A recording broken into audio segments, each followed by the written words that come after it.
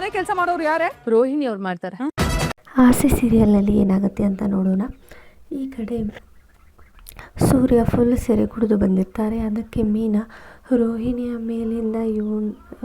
ಮೇಲಿನ ಸಿಟ್ಟನ್ನು ಹೇಗೆ ಎಲ್ಲರಿಗೂ ಗೊತ್ತಾಗಿಸ್ಬೇಕು ಅಂತ ಅವಳು ಪ್ಲ್ಯಾನ್ ಮಾಡ್ತಿರ್ತಾಳೆ. ಅಷ್ಟರಲ್ಲೇ ಸೂರ್ಯ ಸೆರೆ ಕುಡಿದು ಬಂದಿರೋದ್ರಿಂದ ಅವಳು ನಿಮಗೆ ಕುಡಿದು ಬರಬೇಡಿ ಅಂತ ಚಿಕ್ಕ ಮಗಳಿಗೆ ಹೇಳಿದ ಹಾಗೆ ಹೇಳಿದ್ದೀನಿ, ಆದರೂ ಕೂಡ ಯಾಕೆ ಕುಡಿದು ಬಂದು ಈ ರೀತಿ ಮಾಡ್ತಿದ್ದೀರಾ? ನಿಮಗೆ ಎಷ್ಟು ಸಾರಿ ಹೇಳೋದು, ಮನೇಲಿ ಏನು ಜವಾಬ್ದಾರಿ ಇಲ್ಲ, ಏನೂ ಇಲ್ಲ, ಈ ರೀತಿ ಯಾಕೆ ಮಾಡ್ತಿದ್ದೀರಾ?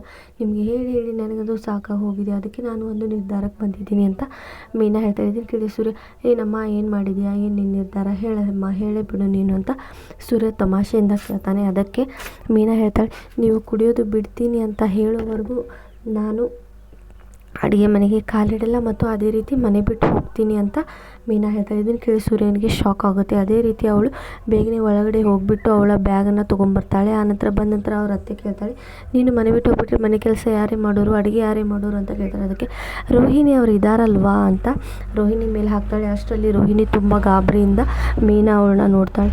ಏನಿದು, ಯಾವುದ್ರ ಮೇಲೆ ಹಾಕ್ತಿದ್ದಾರೆ ಇವರು ಅಂತ ರೋಹಿಣಿ ಚಿಂತೆ ಮಾಡ್ತಿರ್ತಾಳೆ. ಅಷ್ಟರಲ್ಲೇ ಸೂರ್ಯ ಹೇಳ್ತಾನೆ, ಇವಳು ಕೆಲಸ ಮಾಡೋಕ್ಕಾಗದೇ ಇರೋದಕ್ಕೆ ಯಾವುದೋ ಸಿಟ್ಟನ್ನು ಯಾವುದ್ರ ಮೇಲೆ ಹಾಕ್ತಿದ್ದಾಳೆ, ಊರಿಗೆ ಹೋಗೋ ಆಸೆ ಆಗಿರಬೇಕು, ಅದಕ್ಕೆ ಈ ರೀತಿ ಮಾಡಿಬಿಟ್ಟು ಹೋಗ್ತಿದ್ದಾಳೆ ಅಂತ ಸೂರ್ಯ ಅಂದ್ಕೊಳ್ತಾನೆ. ಪೂರ್ತಿ ಎಪಿಸೋಡ್ ಬೇಕು ಅಂದರೆ ಸಬ್ಸ್ಕ್ರೈಬ್ ಮಾಡಿ. ಬಾಯ್.